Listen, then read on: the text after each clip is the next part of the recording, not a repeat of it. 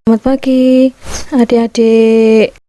Ada siapa ya? Angel, Cika, Tian, Vino, Okta, Manda, Iren, dan Mary. Pagi hari ini kita sudah berkumpul. Meskipun di rumah kita tetap mendengarkan firman Tuhan melalui media HP.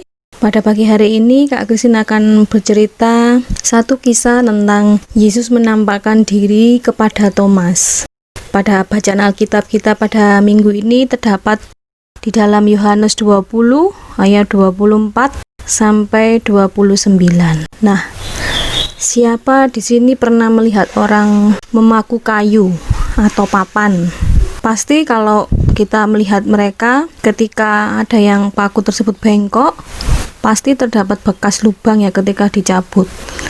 Nah, sama seperti itu. Yesus kala itu juga setelah dipaku di atas kayu salib, ada bekas luka di dalam tangannya, di dalam tangan Tuhan Yesus. Nah, kita akan mendengarkan cerita tersebut terambil dalam Yohanes 20 ayat 24 sampai 29. Kita buka Alkitabnya bareng-bareng ya. Kalau sudah ketemu, judul perikopnya Yesus menampakkan diri kepada Thomas.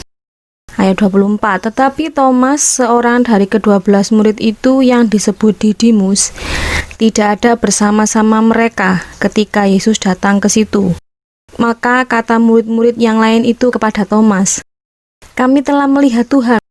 Tapi Thomas berkata kepada mereka, "Sebelum aku melihat bekas paku pada tangan Yesus, dan sebelum aku mencucukkan jariku ke dalam bekas paku itu dan mencucukkan tanganku ke dalam lambungnya, sekali-sekali aku tidak akan percaya." Kata Thomas seperti itu ya. Lalu di ayat 26, 8 hari kemudian murid-murid Yesus berada kembali dalam rumah itu, dan Thomas bersama-sama dengan mereka sementara pintu-pintu terkunci. Yesus datang dan ia berdiri di tengah-tengah mereka dan berkata, "Damai sejahtera bagi kamu."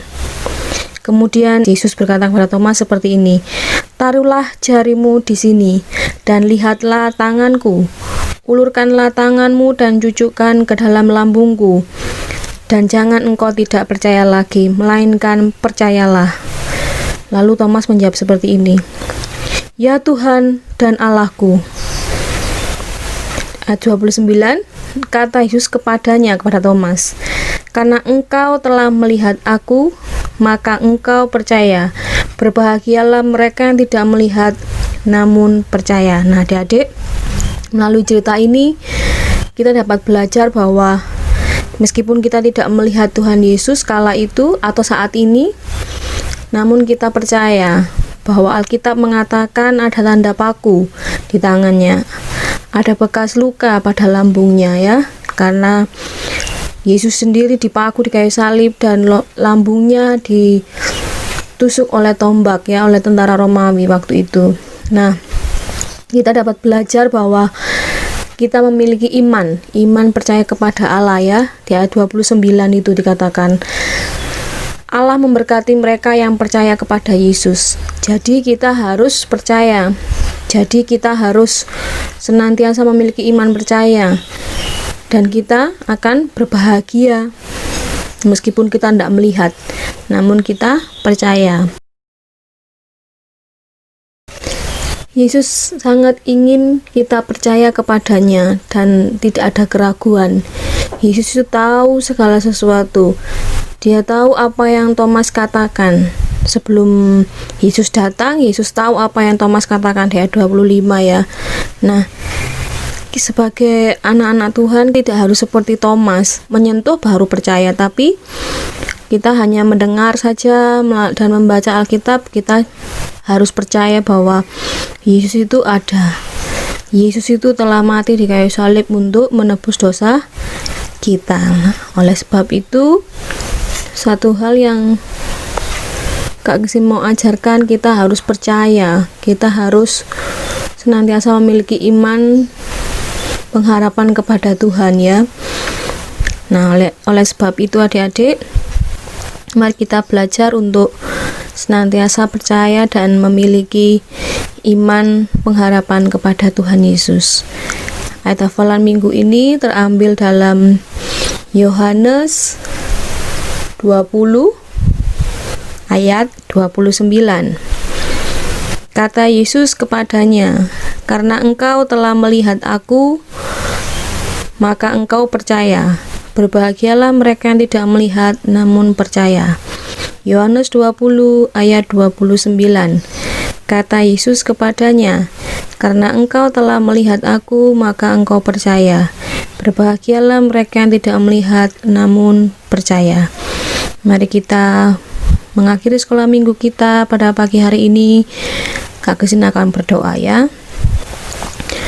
Kasih setiamu Tuhan senantiasa menyertai dalam setiap kehidupan kami. Kami sudah selesai mendengarkan firman-Mu. Pada pagi hari ini kami mau belajar untuk senantiasa percaya kepadamu meskipun kami tidak melihat Engkau. Kami yakin dan percaya Tuhan, Engkau akan senantiasa menjaga, melindungi kami, memberikan iman pengharapan kepada kami yang kuat untuk kami tetap boleh percaya kepadamu hingga akhir hayat kami.